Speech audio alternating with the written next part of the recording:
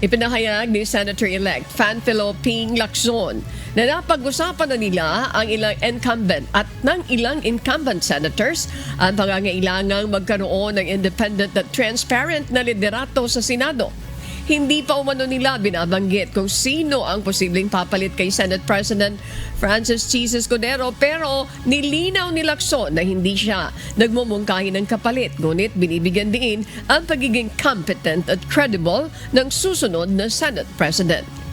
Sa desisyon umano ay malalaman sa pagbubukas ng bagong kongreso sa Hulyo.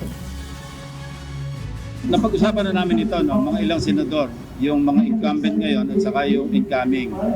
Ang aim namin is to have an independent, credible, and transparent Senate, 20th Congress of the Republic of the Philippines.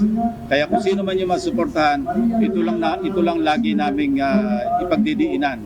Kailangan independent tayo, kailangan transparent tayo, at kailangan competent tayo.